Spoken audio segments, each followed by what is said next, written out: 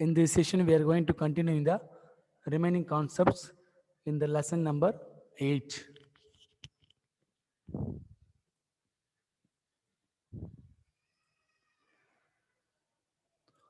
So in the last session, we discussed up to beginnings of social movements. So these are all the concepts, non-cooperation movement, and it's followed Boycott of Simon Commission, Nehru report. This and are all we discussed in last session.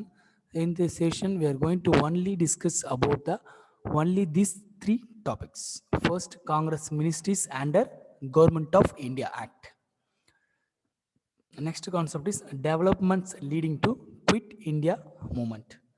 Last and final concept of this lesson is towards freedom. So these are the three concepts which we are going to discuss in this session.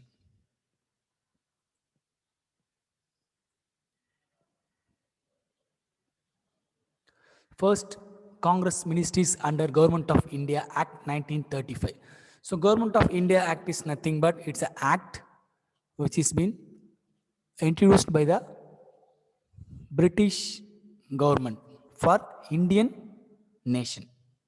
So இந்திய நாட்டுக்காக இந்திய அரசியல்வாதிகள் எப்படி செயல்படணும், இந்திய government எப்படி செயல்படணும் அப்படின்ற ஒரு திட்டத்தை வகிச்சாங்க. That is known as government of India act 1935. So Gandhi and other political leaders, they launched a civil disobedience.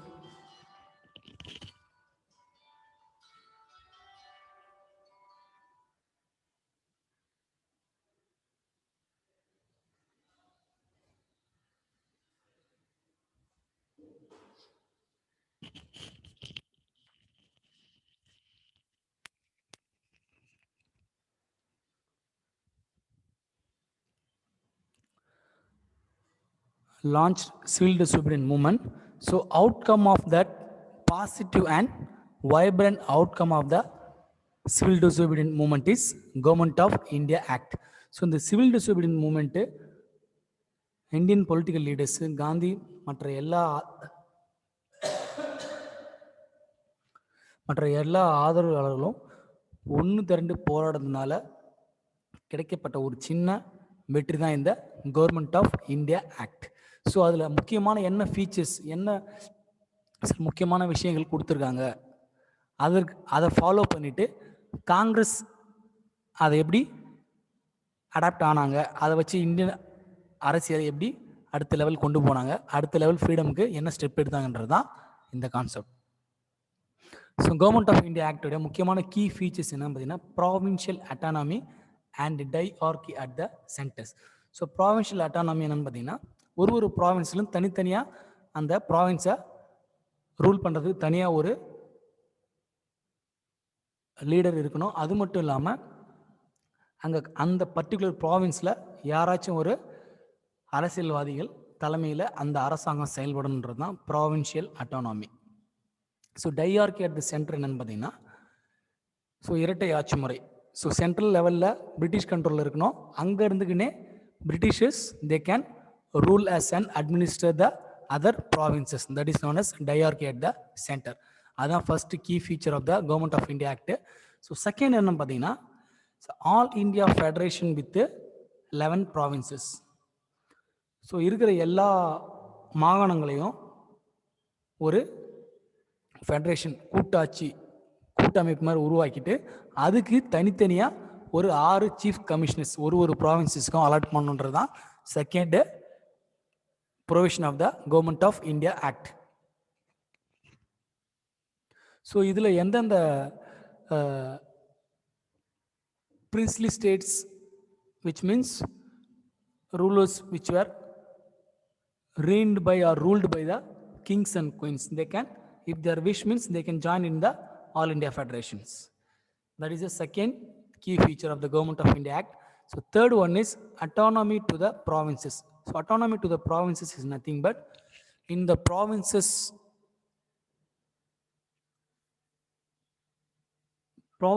as to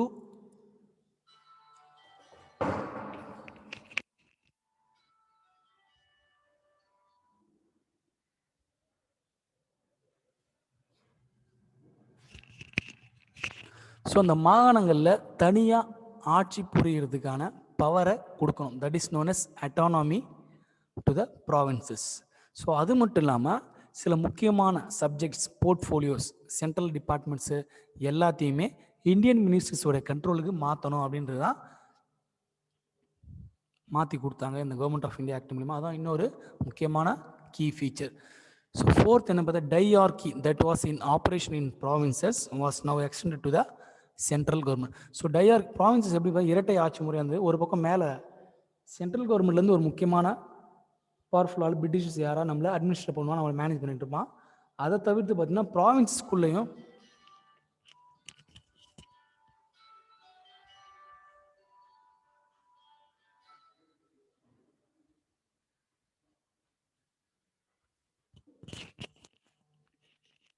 so அந்த ப்ராவின்ஸஸ்குள்ளே இருக்கிற அந்த இரட்டை ஆட்சி முறையை அதை சென்ட்ரல் கவர்மெண்ட் லெவல்லையும் கொண்டு போகணும் அப்படின்றத ஒரு முக்கியமான கீ ஃபியூச்சராக இந்த கவர்மெண்ட் ஆஃப் இந்தியா ஆக்டில் சொல்லியிருந்தாங்க.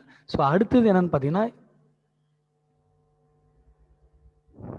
இந்த ஆக்ட் மூலியமாக இந்தியா கிட்டேருந்து பர்மாவை தனியாக பிரித்து ஒரு நாடாக உருவாக்கப்பட்டது இந்த கவர்மெண்ட் ஆஃப் இந்தியா ஆக்ட் மூலிமா. ஸோ அடுத்த கான்செப்ட் என்னென்னு பார்த்தீங்கன்னா, Congress ministries and their work. So government of India Act வந்ததுக்கப்புறம் என்ன சேஞ்சஸ்ஸு என்னென்ன மாறுச்சு அப்படின்றது பார்த்தீங்கன்னா, புதுசாக எலெக்ஷன் அனௌன்ஸ் பண்ணாங்க.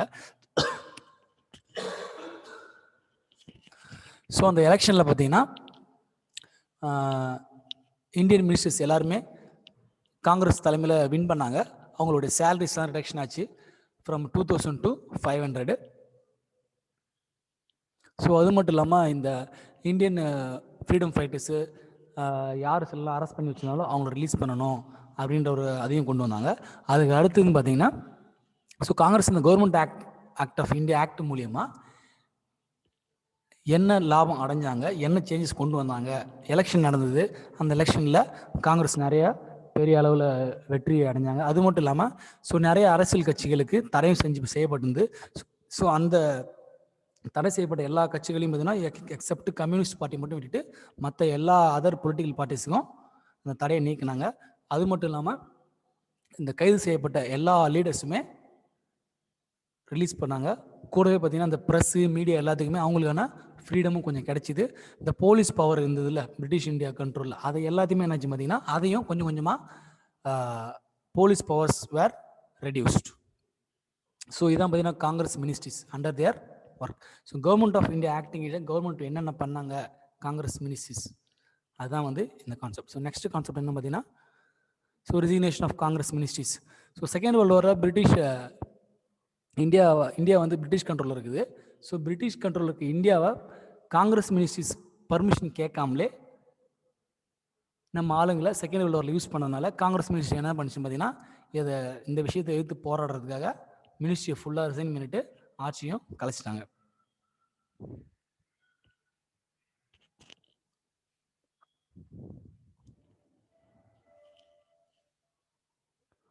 ஸோ நெக்ஸ்ட் கான்செப்ட் என்னன்னு பார்த்தீங்கன்னா, so developments leading to quit India movement. So due to some progress and development in India that lead to a Britishers trying to quit their administration and imperial powers on Indian nation.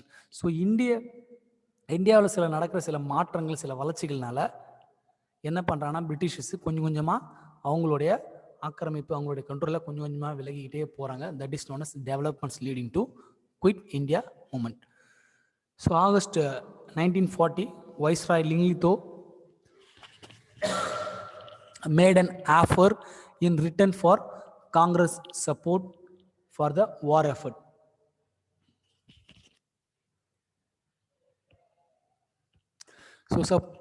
So லிங்லித்தோன்ற ஒரு British viceroy என்ன பண்ணுறாருன்னா, so second world வாருக்கு Congress ministry support பண்ணிச்சுன்னா, so definitely there is a dominion status in an unspecified feature. So dominion ஸ்டேட்டஸ்னா உங்கள் country நீங்களே ஆண்டுக்கலாம், அதுக்கு நாங்கள் எந்த ஒரு தலையிடும் இருக்க மாட்டோம், நாங்கள் ஃபுல்லாகவே உங்கள்கிட்ட பவர் கொடுத்துருவோம் அப்படின்ற ஒரு கொள்கையை முன் வச்சு வைஸ்ராய் லின்லித்தோ என்ன பண்ணுறாருன்னா அவங்ககிட்ட காங்கிரஸ்க்கு டீல் பேசுகிறாரு. அந்த டீல் பேசிகிட்டு இருக்கும்போது it was not acceptable to the Congress. So Congress என்ன பண்ணுறாங்க, இதுக்கு நாட் வில்லிங்னஸ் கொடுக்குறாங்க.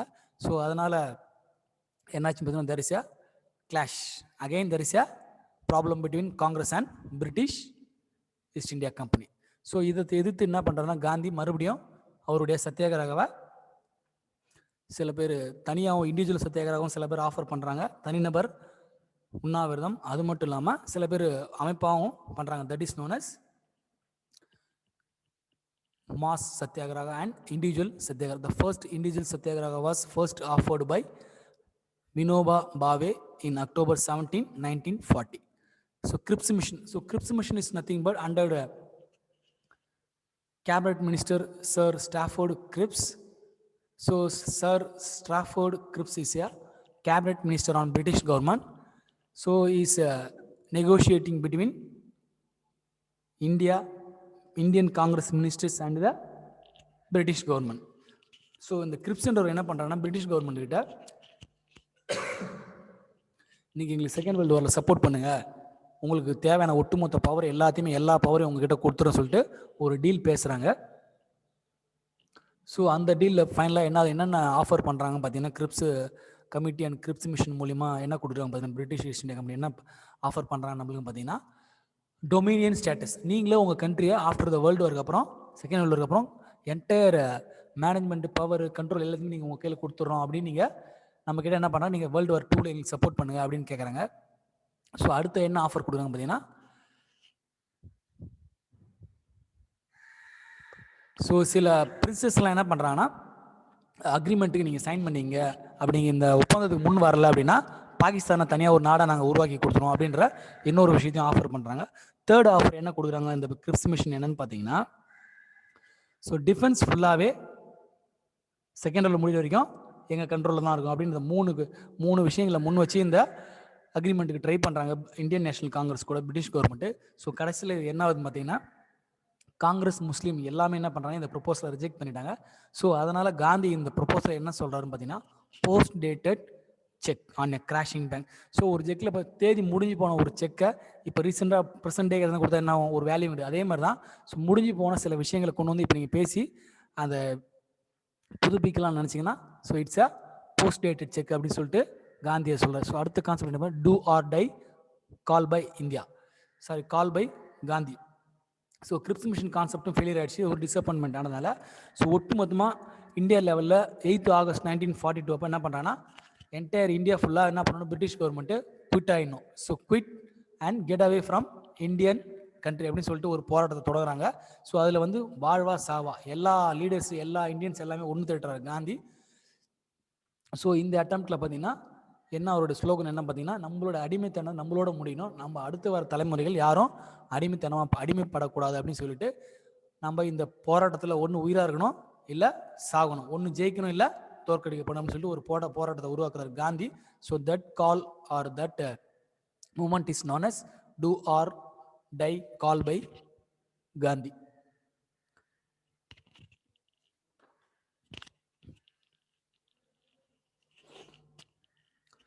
ஸோ இந்த ஃப்ரீடம் மூமெண்ட்டுக்கு ஃப்ரீடம் மூமெண்ட்டுக்கு சப்போர்ட்டிங்காக பார்த்தீங்கன்னா so royal Indian navy. So Indian நேவியில் ஒர்க் பண்ணுற சில நிறைய சோல்ஜர்ஸ் அவங்க எல்லாமே என்ன பண்ணுறாங்கன்னா அவங்க ஒரு பக்கம் சப்போர்ட்டிங்ஸ் கொடுக்குறாங்க. அது மட்டும் இல்லாமல் ஏர்ஃபோர்ஸ் டிஃபென்ஸ் எல்லா டிஃபென்ஸ் செக்டரில் இருக்கிற மற்ற எல்லா ஏர்ஃபோர்ஸு டிஃபென்ஸ் எல்லாருமே நேவி எல்லாருமே இந்தியாவோட ஃப்ரீடமுக்காக சப்போர்ட் பண்ணுறாங்க. எப்படி சப்போர்ட் பண்ணுறாங்கன்னு பார்த்தீங்கன்னா ஆர்ம்டு ஃபோர்ஸஸ்லேருந்து எல்லாரும் எங்களை ரிலீவ் பண்ணுங்கள், நாங்கள் ஒர்க் பண்ண மாட்டோம் செகண்ட் வேர்ல்டு வார் அந்த மாதிரி கான்செப்ட் வந்துட்டாங்க இந்தியன் சோல்ஜர்ஸ் எல்லாருமே. ஸோ அதனால் பார்த்தீங்கன்னா இது வந்து மிகப்பெரிய ஒரு பாதிப்பாக அந்த பிரிட்டிஷ் ஈஸ்ட் இந்தியா கம்பெனி ஆனதுனால இது வந்து இந்தியன் ஃப்ரீடமுக்கு கொஞ்சம் ஸ்ட்ரென்த் ஆனது. ஸோ நெக்ஸ்ட் என்ன பார்த்தீங்கன்னா negotiating independence. So Shimla conference. So negotiating என்ன பண்ணுறாங்கன்னா பேரம் பேசுகிறாங்க. ஸோ எப்படின்னா வேவல் என்ற ஒரு வைஸ்ராய், ஒரு பிரிட்டிஷ் பவர்ஃபுல்லான ஒரு வைஸ்ராய், அவர் வச்சு